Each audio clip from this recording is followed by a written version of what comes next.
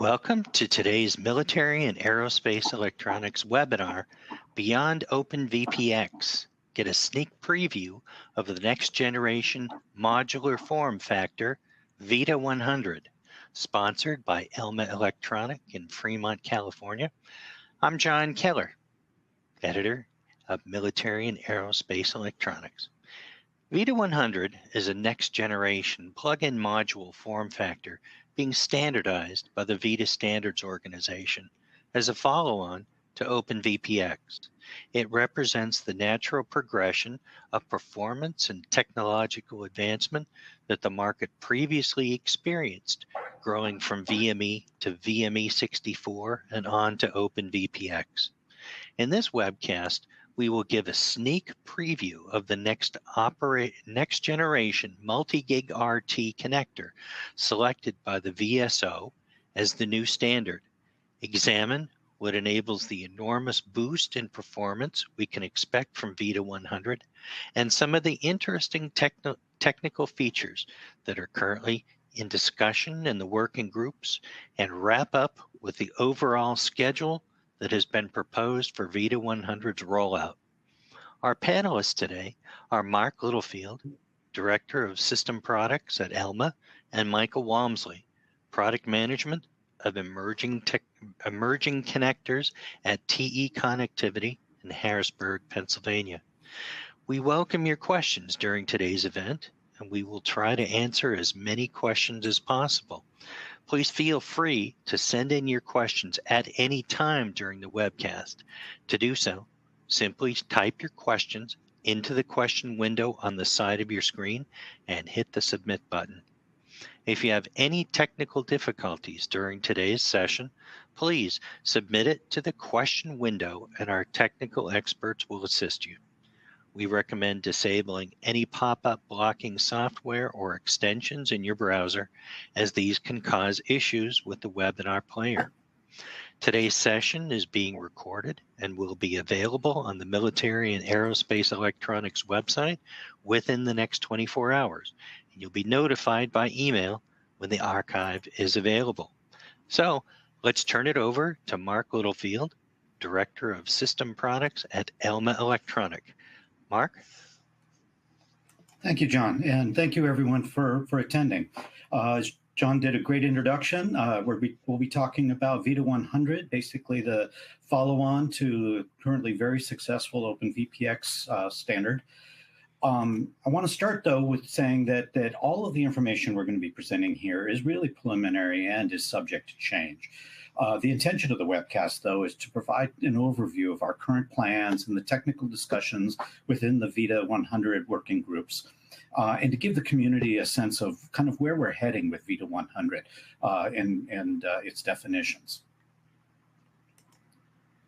So the VPX connector has pretty much reached the limit of its technology with regards to performance. In the meantime, applications are continuing to demand greater I/O and inter-module bandwidths. Also, processors are growing both in size and in power consumption, with FPGAs and GPUs kind of leading that and increasingly being leveraged to solve really tough computational problems. Knowing this, the VITA study group, VITA 85.106, was formed about 18 months, maybe even 2 years ago now already, when it first kicked off, to study what would be needed for a next generation form factor platform, something that can kind of take over from VPX and continue to present. Sorry, continue to grow and serve the community. So VITA 100 is a standard effort that's underway. It started in, I think it was around April of this year, after the study group completed its work. And it's really intended to be a long-term replacement for OpenVPX in the high-performance embedded computing system space. It has a number of advantages that it'll bring to the market. These are things that were basically the charter items of the definition of this new standard activity. There's a greater number of pins, basically double the density of VITA 46. There's a higher bandwidth per pin coming out of the gate, supporting 100 gigabaud signaling on each pin. So thus, standard interconnects such as 400 gig Ethernet and higher bandwidth PCI Express will be possible. There's also a goal, maybe a stretch goal, but certainly a goal to reach higher power densities, up to even about 500 watts per slot. We have a lot of work to do on that, but there's a really strong desire in the market to really increase the power density on a per slot basis. There was also the need to be able to fit into current 3U and 6U chassis holes, if you will, spaces where VPX 3U and 6U boards are being used today. By updating the backplane, be able to move to the new VITA 100 standard and gain the benefits of that. And lastly, there's clearly going to be a need for OpenVPX VITA 100 hybrid systems, especially early on in the introductory period of VITA 100. And so we needed to take all of these things and make sure that these are kind of our core goals going forward. So with that, I'm going to pass over to my colleague, Mike, who's going to talk about really kind of the core enabling technology, which is the connector. Okay, Mike?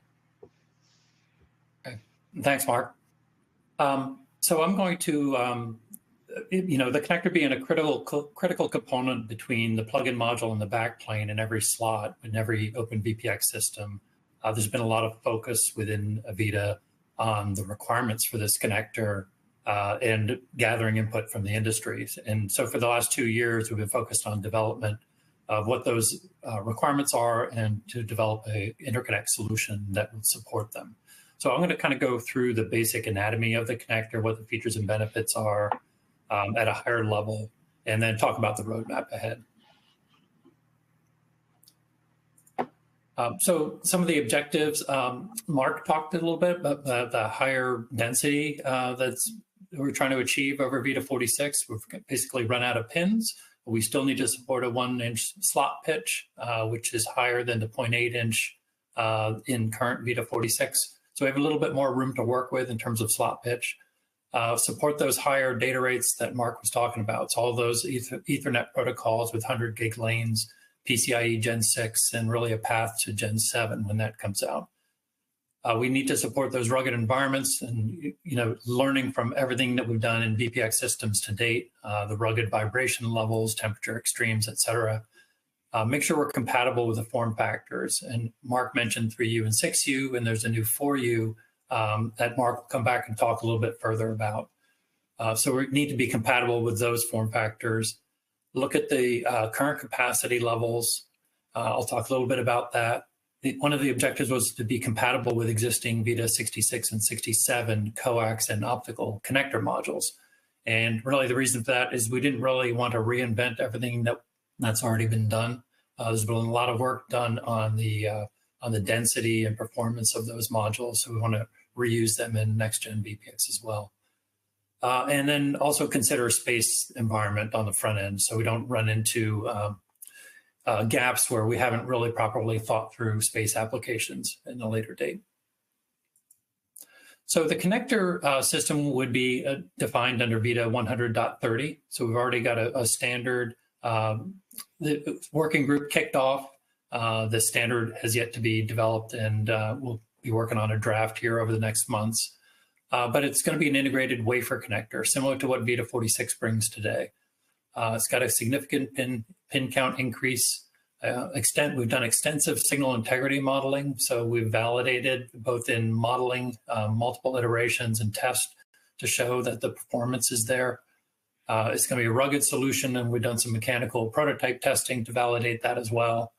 And the wafer technology is configurable. So you're kind of used to this with existing VPX where you've got different wafers that can be integrated within a common connector. We're doing the same thing here. So we have still maintain that benefit. So looking at the plug-in module connector, some of the features there, the wafer is quite different from what you've seen today on OpenVPX technology. It's actually a 4-layer strip line wafer, really designed for superior isolation. And there's power blades that are actually solid copper alloy blades rather than FR4 based power wafers, I would say. So I'll talk a little bit further about those. You can see here the interface, there's a slot in the wafers that aligns with the backplane rib, essentially. That provides the higher level of alignment because as you get more pins, they get smaller, they need to stay on pads. So that brings a lot of stability and reliability to the interface. You can see here in the middle the wafer construction. So we've got a 4-pair solution. We've got 4 differential pairs, transceiver on top, receive pair on bottom, and then a single-ended pin that can be allocated for various functions in between. On the backplane side, we've similar to VITA 46 today, you don't have any exposed pins that could be bent.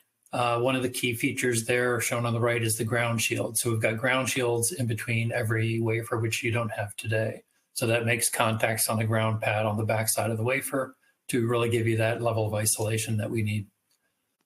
Similar to today, you've got 4 points of contact. We've got a dual beam, split beam, and we've got a surface feature that provides at least 2 points of contact per beam.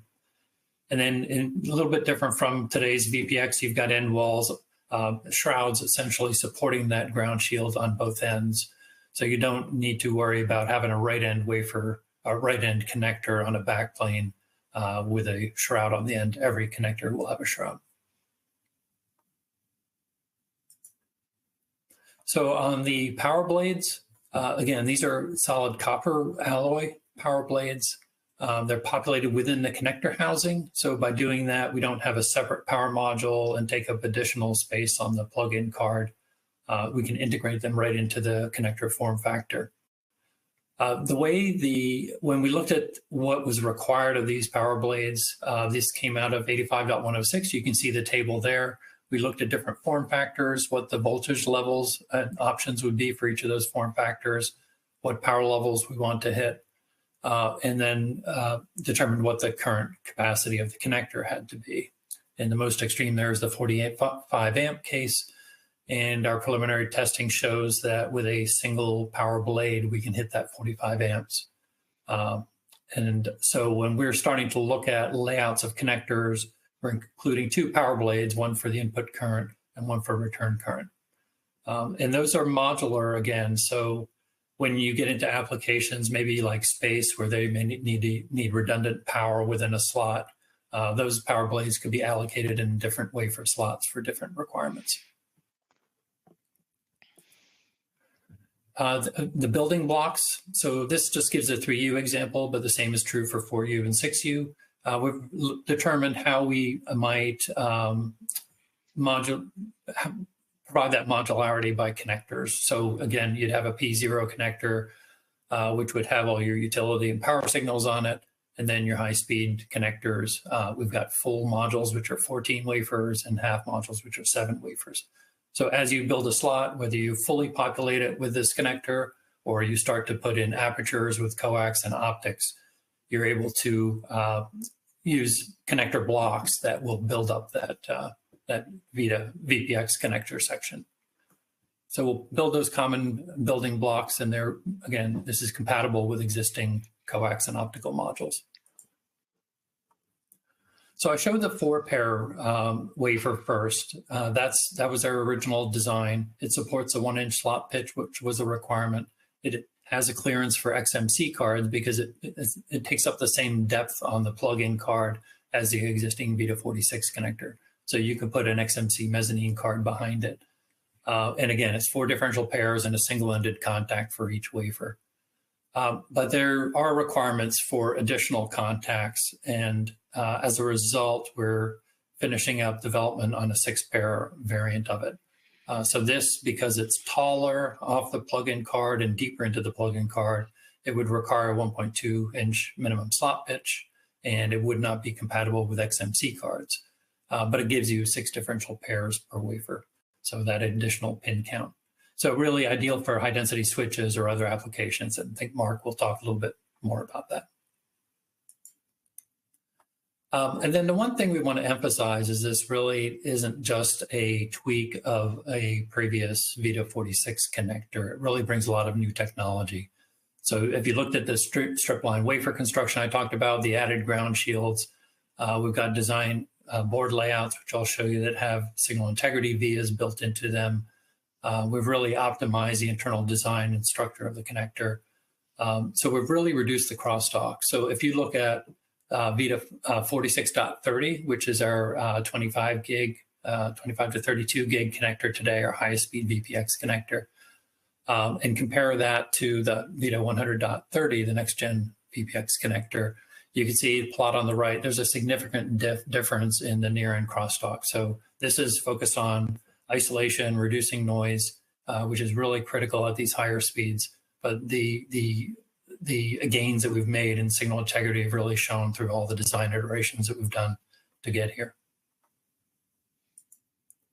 And then it's not just the connector that needs to be modeled. You could do a mated pair connector and try to optimize it, but you really need to look at how you terminate to the board, what your route out of on the board of the connector is, and then really from a transmit on a plug-in module through the backplane to a receiving plug-in module. You've got to look at that whole channel. And that's what we did within the VITA 85.106 group, picked a set of parameters that we agreed we'd look at. We've done a lot of iterations since then and looking at different aspects of it. But basically, we looked at plug-in card with traces of 1, 3, and 6 inches, backplanes anywhere from 2 through 16 inches, looking at those very short reaches and very long reaches, looking at routing out of the bottom of a stack up on the card versus a mid route. Looked at a lot of different parameters, and the results were very good. We met the channel operating margin, which is a measure of the performance in Ethernet channels with adequate margin. And so it looks, we've done a lot of homework and making sure it fits into a channel solution. And then we've also looked at the routing of the footprint and really optimized it. So what we're looking at here is how do you take a differential pair and route it out of the connector footprint and get it back into the plug-in card or through the backplane. So here you've got straight channels. We've cleared out room for straight channels with 8 mil traces, 6 mil apart, which is fairly wide. So that gives you really lower loss and no need to neck down and reduce your trace widths to get around components. So a very straight, wide routing channel really helps your insertion loss. And then we went a step further and looked at a 12-slot chassis application. This is a real live application where you've got 2 switches in the positions 6 and 8. You've got a switch slot in the data plane and one in the expansion plane, routing to different payload cards. So we wanted to make sure we took a look at a complete back plane and look at how we logically route all the signals. We routed it 182 differential pairs, used 10 different routing layers with those wider traces that I mentioned, and we're very successful. So we just wanted to make sure in the connector design and the footprint design that we optimized it so that these types of applications are very manageable. And one interesting feature that we're developing and really working with VITA 100, the working group, on is ability to put AC coupling caps in the connector. Back years ago with the VITA 46 connectors, our original RT2R connectors, we had prototyped putting coupling capacitors on wafers, but we never brought it to a production level.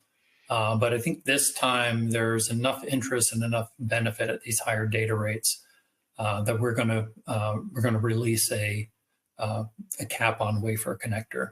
So just to describe what that does, option 1 on the left is what's typically done, that the AC coupling caps are put behind the connector. So basically to improve the signal integrity, but they also require long vias that include a stub, and they take up space on the card. So behind the connector, you've got components and space that you can't allocate for other functions. If we integrate it onto the caps, we can do that with very small stubless vias and put those into the package, and they don't take up any additional space, and we can keep the same wafer spacing. So it frees up space on the plug-in card. And the additional benefit when we've done our signal integrity modeling is that they provide about 0.3 dB additional margin So they actually perform from a signal integrity standpoint better than a cap on the back of the connector. So this is something that's got a lot of interest. We're mapping out right now what those wafers would look like and what connector configurations we need for different slot profiles. And then just looking at the roadmap, the left side here is the initial release. I talked about 4-pair, 6-pair, and the connectors with the caps on wafer. On the right side are some roadmap opportunities that we're currently investigating. So the power connectors, we're looking at how we can take those power blades and our differential signal wafers and integrate them into a VITA62-like power supply connector. So we could take 2 of the power wafers, put them side by side as a high power input current type contact. Maybe we put some spacing in between there to accommodate higher voltage levels like 270 volts. We can use a single power blade for lower current requirements. So we're looking at how that might map out. But that would be interesting to have a power supply connector that fits the exact form factor, uses all the same guidance and everything else as the standard VPX connector, and uses the same backplane connectors. So we're working through that right now. One of the other things that's shown below that is a solder termination. We have connectors like this today that just are not compliant pin, so they don't have a through hole. They solder into a cup on the card. It improves the signal integrity performance, allows you to put components on the rear side of the board since there's no through hole. So that will follow. We'll focus on the compliant pin variant of this in initial release, but we're planning to take a look at that when we get further ahead. And then on the right, those 2 views show our quad CBOT. So CBOT stands for chiclet-based optical transceiver. So we have a very small optical transceiver package that we can put on these wafers that we've already mapped out into basically a connector module. So what this can do is take those 4 differential pairs, which are currently copper coming off the card. You can do the conversion right on the wafer and come out of the interface with 4 fibers. So basically think of it as like a mini MT connector with 4 fibers. And then we're developing that blind mate connection on the other side.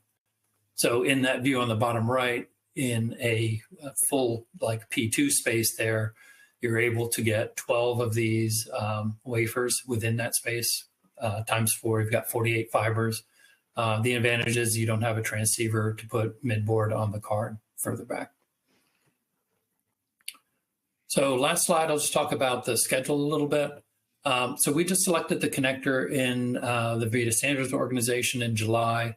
There's work going on right now on defining the utility plane, looking at what those pins might be required, how many pins need to be allocated for it. We're also talking about the mechanical structure. So some of the decisions on the guide hardware, the ability to provide liquid cooling, et cetera, take up a little bit of board space. And we think we have those allocated in our connector breakdowns. But there's a few details like that that are remaining. So we're looking at the next 3 to 4 months to really lock in and finalize what we're going to tool. And then by the end of 2024, we'd kick off production tooling. We're planning for 12 months for production tooling, so the end of 2025, and then allowing 6 months for a full battery of qualification tests, doing all that environmental and mechanical testing after that. So that's where we stand. I'm going to turn it back to Mark, and we'll answer questions at the end. Great. Thank you, Mike. So at this point, we're going to step away from the connector a little bit and talk a little bit about some of the other maybe system level features and details of what we're discussing for VITA 100. So some of the key enhancements or key differences, maybe if you will, of VITA 100 over OpenVPX is, and Mike kind of mentioned it, that we're focused right now on a lot of the utility segment elements. We're basically taking the whole of the VITA 65 utility segment design and refreshing it and looking at what makes sense to bring over from OpenVPX, what makes sense to replace with something, and so on. I should mention that we're drawing a lot technically from OpenVPX and VITA 90 VNX Plus. in our content that we're going to be putting into the standard. It's going to be well aligned with those two earlier standards. And so that's going to help matters a lot for both the crafting of the standard and as a supplier creating product based on the standard. It'll all be pretty familiar ground. But some of the new utility segment definitions are the power planes. We're going to have 12 volt, 48 volt, and 3.3 volt aux power planes. What that means is no more 3.3 volt DC or 5 volt DC. Power densities are going up. We need better current handling, and so it makes sense to go to these higher voltages. I'll note that SOSA has already focused on 12 volt only on the backplane and don't use 3.3 or 5 volt as part of that standard. So it's not unprecedented, and folks are getting used to those designs. In addition, for the 48 volt, there's components available that are suitable both from the power supply side and from the payload side. And so it's been well thought through what the solution path is for those power rails. In addition to the VBAT that's found in OpenVPX, there's a new V heater that's being added. There's certain applications like atomic clocks that are very sensitive temperature. And so to bring the system up to performance quickly, a new V heater pin will be added to allow for preheating of those critical components.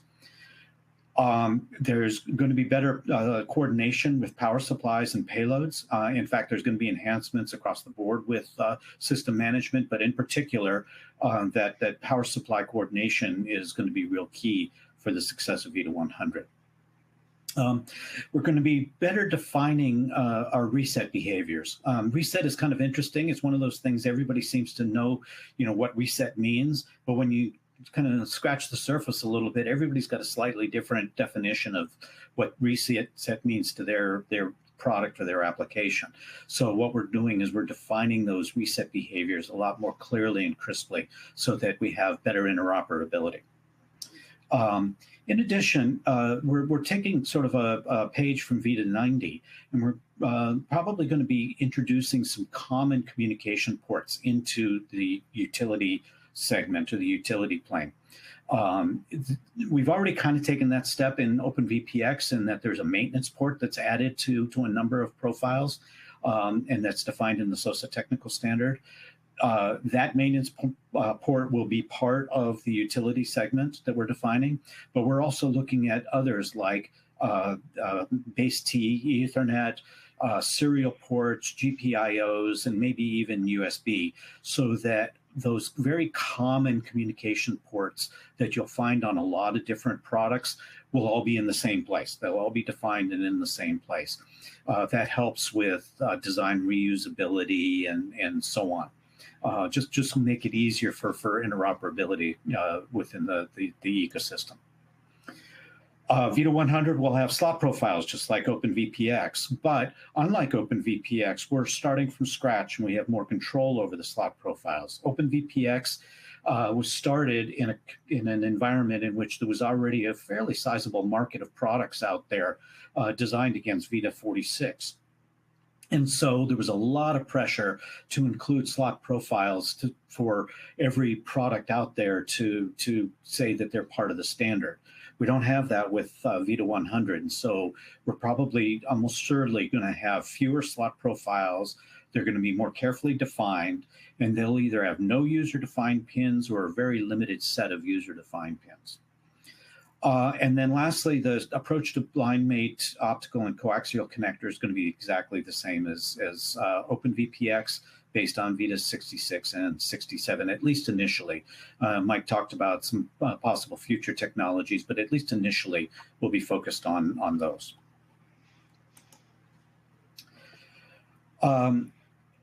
Mike mentioned about XMC. XMCs will be supported with VITA 100, but one thing that under OpenVPX that you find is that there's the really kind of convoluted set of approaches to mapping the I/O connector on XMC to the backplane. And again, it was driven by a lot of different products that are already out there that needed to be included within the standard. We don't have that limitation here, so we have much more ability to kind of simplify the support for XMC. In addition, there's a new smaller mezzanine standard with an I/O connector called QMC, or VITA 93, that's just going through ballot and comment resolutions now and will be released probably within the next quarter at least, that will be supporting and will be clearly defined as far as the I/O mappings. Mike mentioned about the 4U. I'll be talking about that on the next slide. But then the approach to mechanicals will certainly be supporting conduction cooled. There'll be air flow through and liquid flow through, very similar to what OpenVPX does today in VITA 48. However, there are opportunities to introduce new, better, innovative cooling mechanisms, and those will be explored as part of the standardization effort. So as Mike mentioned, there's 3 sizes that are currently envisioned for inclusion in the standard: 3U, 4U, and 6U. The 3U and 6U, very common, familiar board sizes, and their support is really critical so that we have that upgrade path for existing platforms. If you've got a 3U size hole in your platform and you want to jump to VITA 100, you're going to need to have a 3U compatible solution in VITA 100. However, there was really a problem that we were facing, that there are some of the components that we're wanting to base systems on are much, much larger than previous generations of components, and require much higher power than, say, a 3U card could probably practically handle, at least with a normal conduction cooled frame. I'll give you a perfect example. The Intel Ice Lake high core count processor is an enormous component that supports 4 banks of memory, and you simply can't fit the largest that large component along with all 4 banks in a 3U board. It just doesn't fit. So you're right. If you're building a 3U board, you're throttling your memory. You're going to be throttling your performance. In addition, the processor alone at the highest core count SKU is something in excess of 125 watts, if I remember right. That is a lot of power to get off the board, and that's not even counting all of the other circuitry and any power supply inefficiencies or so on. Extremely difficult to cool on a 3U board, and GPUs and FPGAs are equally as bad. So the 4U is being looked at to be introduced to handle those larger components and to really open the door for some advanced and alternative cooling that we might want to be able to support. Again, we have a stretched goal of 500 watts per slot, and we'll see if we can get there, but we're going to do our best. Mike also mentioned about the 4 and 6 pair connectors. So to expand on that a little bit, with OpenVPX switches today, we have a problem in that it's really limited to the number of slots that a switch can service, probably on the order of 6 to 8 slots, maybe total of payload, and sometimes even less. So thus, you end up having multiple switches often for larger systems, and it's not unusual to have systems that are 10, 12, even 16 or 20 slots wide. So you have multiple switches in OpenVPX. That means that you are taking up extra slots that could maybe be used for payload or taking up extra swap margin that you might have. In addition, the bandwidth between the switches is going to be somewhat limited, and you're just not going to get your full everything to everything communication that you might want at the bandwidths you need. VITA 91 introduced the concept of a high density switch that uses an alternative connector that's higher density than the OpenVPX switch, the VITA 46 component, the RT3. And that eased that burden a little bit because it meant that we could create switches with larger number of ports. Larger number of ports means more payload slots served. However, when we jump to VITA 100, we introduced the problem again because VITA 100, you have more data plane and control plane ports on the payloads, puts us right back into that service slot service limit with the switches that we experienced. So by introducing a 6-pair connector, we increase the number of payload slots we can service. That's the basic reason we're examining this. Problem is that you won't be able to fit that into a 1-inch pitch. You'll have to go to 1.3 or 1.5 inch. It hasn't been determined exactly what we will want or need there. However, if that saves you from having to go to 2 slots worth of switches and gives you better bandwidth throughout your whole system, that's probably going to be worth it. Okay, looking at protocols, OpenVPX was first introduced in 2010. And at that time, there were protocols that were very popular and were very high performance for that time. As time's gone on, though, some of those protocols have kind of dropped off the radar. They're not quite so important to our market. So what we're going to be doing is we're going to be culling those protocols somewhat to just so that we don't carry the burden of all of those older protocols that it's unlikely that anybody will ever use. Things like serial rapid I/O or InfiniBand. One thing that's on the list is SATA. It was originally targeted for culling because it's fairly limited in performance when compared to, say, NVMe. Problem is, there is a little bit of pushback in the community on that because there are a lot of SATA components out there, and there's a lot of applications that really don't have to jump up to the performance level and the cost level of NVMe. SATA works just fine, and so it may be that SATA is left in the standard. But adding protocols, there's a number that naturally we want to add. First is those higher performance Ethernets. Second, the higher performance PCI Express and that whole PCI Express roadmap. But in addition, USB 4 is likely to play a bigger role in VITA 100, both as a communications path for peripheral devices, but also as a video I/O standard. It's very easy to be passing and connecting to a DisplayPort through USB 4, and so that's work that's underway right now. So organization-wise, and Mike kind of mentioned a few of these sort of in passing in his section, we'll have multiple documents with multiple working groups working in parallel on these documents. The first is the base standard VITA 100.0, and that's been underway since I think it's the April is when we kicked it off, and then when the connector was chosen in July, it's really underway fast and furious today. VITA 100.1 will be the slot profile tables, separated out just to keep the documents, a little more concise so that they're not just so huge and burdensome. VITA 100.10 will be the mechanical common base standard, and there'll be dot standards for various types of cooling structures from that base standard.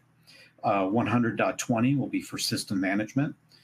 Based on 46.11, but as I said, there's ideas and plans to enhance system management for this next generation of platforms. There's 100.30, which are the connector standards that Mike mentioned. 100.40 will be for power supplies. Currently, there's a study group, VITA 85.111, that's working on the definition of what we want in that document. That will probably be wrapped up before the end of the year. I'll be showing the schedule shortly, but when that wraps up, they'll just transition straight into the VITA 100.40 working group. And then lastly, we've kept in kind of a placeholder for rear transition modules. It's not really clear whether it makes sense to have rear transition modules or there's a desire in the market to have rear transition modules. But if we do, that's where it's going to go. Schedule. As I mentioned, there was a study group that was started about maybe 18 months to 2 years ago now that went on until earlier this year, wrapped its job up, and then transitioned to a VITA 100 working group. That's underway today, and since then, a few others have started. The mechanical, I think the connectors has started, and certainly the study group for the power supplies is underway. if you look at the schedule, we're looking at having a number of those done by the end of 2025. That's a very aggressive schedule for such a complex and all-encompassing set of standards. But number one, there's a lot of people working on this. There's literally dozens of folks working on the various study groups and working groups for this standard. And number two, we're drawing kind of the best out of the content of OpenVPX and VNX Plus to really kind of flesh out this standard. So we're not quite building from the ground up.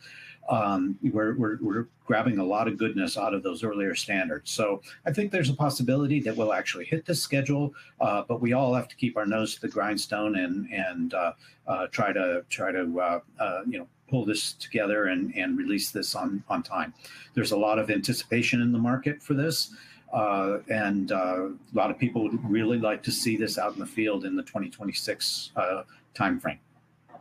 And so with that, I'll wrap up and pass back to John for Q&A. Okay, well, thank you very much, Mark, and thank you very much, Michael. I had a question. Now, you're mentioning a 3U, a 4U, and a 6U VP circuit card size for that.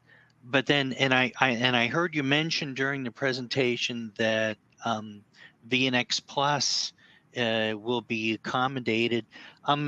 Is there a reason that there's going to be a separate VITA 90 VNX Plus standard, or would you expect eventually that VITA 90 VNX Plus will just be absorbed into VITA 100, and how do you see that unfolding? No, there's a real good reason why VITA 90 is separate. It is its own infrastructure, and it solves problems that are different from VITA 100. They'll be in alignment, certainly. There's a strong desire in the working groups to make sure that what we do in VITA 90 is at the very least similar, if not identical, to how things are done in VITA 100. Things like how clocks are done, what utility signals there are, and things like that. We want these infrastructures to be as common as possible, but there is a real need for small form factor, and that's why VITA 90 exists. Okay. And it's significantly smaller, I should add, if I could. Right. VITA 90 module is less than a third of the volume on a per slot basis than 3U VPX today, and thus 3U VITA 100. So this is significantly smaller than what we're talking about as the smallest form factor in VITA 100. Okay. When will connectors be available for testing in early systems design pertaining to VITA 100? Okay, I can answer that. Maybe let me just go back to a slide, I think, that I showed on the schedule. So I mentioned production tooling would be complete as planned right now for the end of 2025. At that time, we would have production grade parts testable that could be used by leading customers for designs. They wouldn't have gone through our full qualification, but we would have done some verification at that point. And in lab environments for design work, we could have them available then, fully qualified connectors mid-2026. Okay. I think I understand this question, but are you going to accommodate 0.22 microfarads, I believe, for PCI Express Gen 4 and 5? Oh, yeah. So this is related to the caps on the wafers. We've actually, I can't answer definitively. Our signal integrity team is looking at that, and we've discussed that in the VITA 100 meetings very recently, as of last week. So we want to make sure when we do this, we accommodate both PCIe for the expansion plane and Ethernet for the data plane, and look at those requirements and try to standardize as much as we can, so we don't have a large number of variations in wafer layouts. So that's being discussed right now. I don't have a firm decision, but we are going to address PCIe. Yes. Okay. I heard some discussion about 3U -S, yet I never see that referenced broadly. Is that a platform that would impact the orientation of this new VITA 100 portfolio? So VITA 100, or sorry, 3US or short, was introduced into OpenVPX a couple of years ago because it was a desire to accommodate or allow for 3U based solutions in somewhat smaller swap spaces than typical 3U 160 millimeter 3U can fit. There are some people that are using it. There's some people that have introduced product. That I'm really not sure about the market uptake of that, and I don't know if it's going to get migrated to VITA 100. Certainly, I think it's on the table, but we've got some other things we need to address first before we start talking about that. So I really can't say at the moment. I just don't know. Okay. As a reminder to everyone, if you have questions, you can ask it at any time. To do so, simply type your question into the guest question window on the side of your screen and hit the submit button. So, question from the audience: approximately when do we think industry will pick up deploying VITA 100? It seems to be 2027 or after. Mark, what do you think? So if we hit our schedule and we actually release at the end of 2025, I have to believe that before the release happens, there'll be people that are actually working on preliminary product designs against the standard. You know, that's not uncommon to kind of hit the ground running and try to get ahead of your competition. You look at your typical board design cycle, it usually takes about a year from start to being able to deploy a board or start shipping, even in engineering unit quantities or pre-production quantities. So I would say that it's not unreasonable to have the first products on the street before the end of 2026. But certainly 2027 will be when the ramp up occurs. Okay. Will there be breakout regions, back drill, et cetera, guidelines provided under NDA? Oh, that's a very good question. Yes, there's so from a TE standpoint, we've been doing a lot of development work, and we can share quite a bit of signal integrity work that we've done and details under NDA today. But we will provide route out recommendations and guides and back drill dimensions and as a reference design as part of our portfolio that publicly will do that. We've actually even talked about recently in another standard whether we put something like that as a reference material as an appendix in the back of the standard. Don't make it a requirement as part of the standard, but here is an implementation that could be considered. So we will definitely provide that level of guidance in one form or another. But you can reach out to us directly if you want some immediate a discussion on that. Okay. As far as cooling technologies, besides conduction, airflow, and liquid cooling, are there any other cooling technologies that are relevant to VITA 100 or that have been studied? So I can say that folks are looking at it. The door is open for introduction, but nothing definitive has been decided. And I'll just say that the door is open. And if you've got any great ideas, and if you're a VITA member, I would say join the discussion, bring your ideas to the table, because especially in that 4U, where we've got kind of more flexibility with regards to how we approach cooling. We're not kind of constrained by the way things were done in the past as much. It could be a real good opportunity to introduce some pretty advanced cooling techniques. Okay. For VITA 100, are there any provisions to increase the number of backplane SE signals?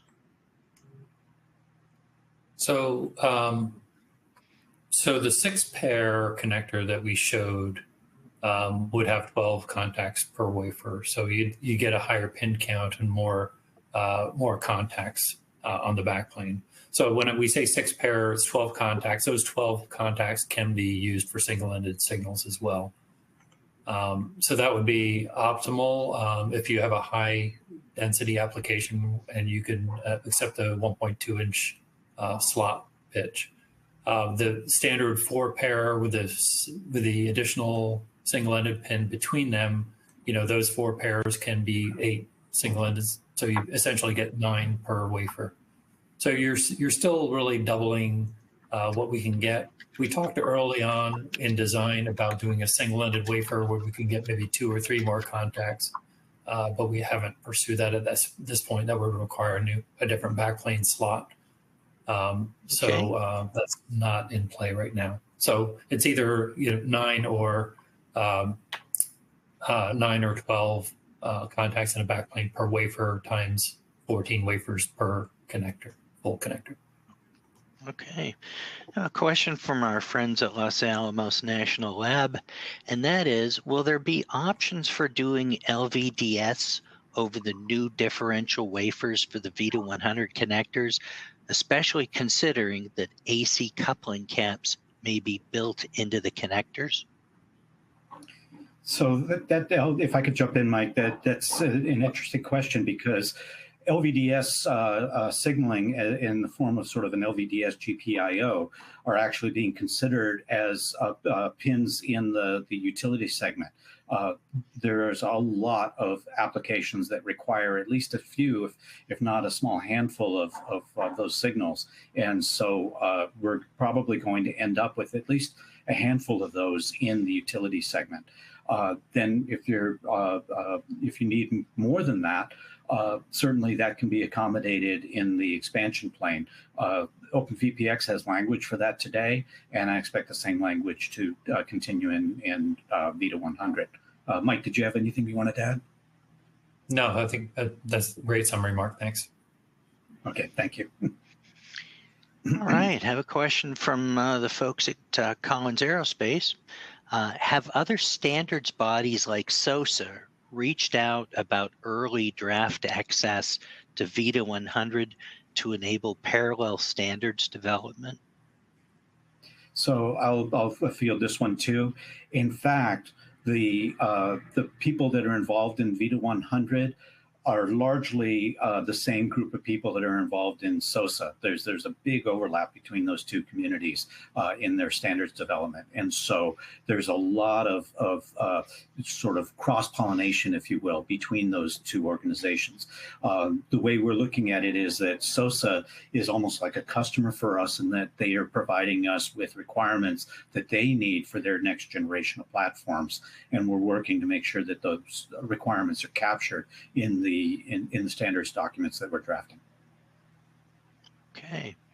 I heard you mention making accommodations for space reliability needs in VITA 100. Will there be a separate VITA standard for space via VPX? So I think that's going to be an open question. At the moment, our hope is that we'll be able to accommodate space applications in the base documents. We're working really hard to try to take, the things in the work from Space VPX and SOSA and kind of merging those together and trying to make it so that we can create a common market for products based on VITA 100, whether they're terrestrial based or space based. Not sure if we're going to be successful at doing that yet, but there's certainly a desire to do that in those markets. So okay. Short answer is probably not a separate document. Well, I'd say maybe not a separate document. There's still the possibility that it might be a separate document, but we'd really love to have it part of the base standard. Okay. Reminder to our audience, if you've got a question, please go ahead and ask it. To do that, simply type your questions into the question window on the side of the screen and hit the submit button. So, has there been any discussion about changes to board sizes? I understand 3 and 4 and 6U are considered for this new specification, but wondering if there's a push to get smaller, say like a Raspberry Pi size boards. So I'll field that one as well. Not in VITA 100, but I would then point the person that asked the question to VNX Plus, because that's exactly what VNX Plus is addressing as far as our market goes. When we did some initial studies, I'll give you a little quick history. In the SOSA technical standard, we wanted to have a smaller form factor than 3VPX in the standard.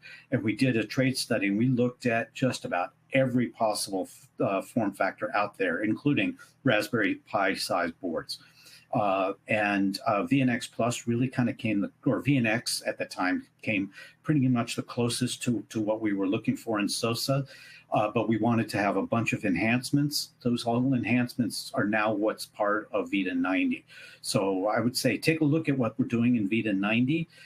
That will probably address your needs. And I think you're going to see kind of a big, I would say, not explosion maybe, but a bunch of exciting new products coming out as the standard. The standard is on the verge of being finalized now. We're in final balloting and such. And in 2025, we'll be seeing a lot of new products introduced for VITA 90. Okay. Mark, just for clarification, could you describe the size of VITA 90 VNX Plus? Is that the one that's credit card or business card size? Exactly. In fact, I happen to have a module here, if you can see on the screen. It is tiny. It is really small. So it's designed for applications that are particularly space constrained. One example is Common Launch Tube. This will fit within the Common Launch Tube 5-inch inside diameter space. But overall, okay. And like I mentioned before, it's about a third of the size, less than a third of the size on a per slot basis of 3VPX or VITA 100. Okay. Are we going to be calling VITA 100 VPX, OpenVPX, or something new? Oh, I'm sure the VSO, the VITA will come up with a good name. Mike, have you heard anything? No, not yet. I'm kind of anxious to see the answer to that myself. So, yeah, VITA 100 is a pretty mouthful to say all the time. It'd kind of be nice to have a little handle to say that's easier. Okay. Well, for those of you out there, feel free to make suggestions. All right. Well, I see that we're up against the top of the hour. So on behalf of Military and Aerospace Electronics and Endeavor Business Media, I'd like to thank today's presenters, Mark Littlefield, Director of System Products at ELMA, and Michael Walmsley, Product Management of Emerging Tech Connectors at TE Connectivity. I'd also like to thank our sponsors, Elma Electronic in Fremont, California, and TE Connectivity in Harrisburg, Pennsylvania. I apologize, I neglected to mention TE Connectivity as a sponsor at the beginning of the webinar. So this online presentation will be available on demand from the Military and Aerospace Electronics website at www.militaryaerospace.com. The link to the archived webinar will be sent to you via email within the next 24 hours. So thanks for coming. I'm John Keller, Chief Editor of Military and Aerospace Electronics.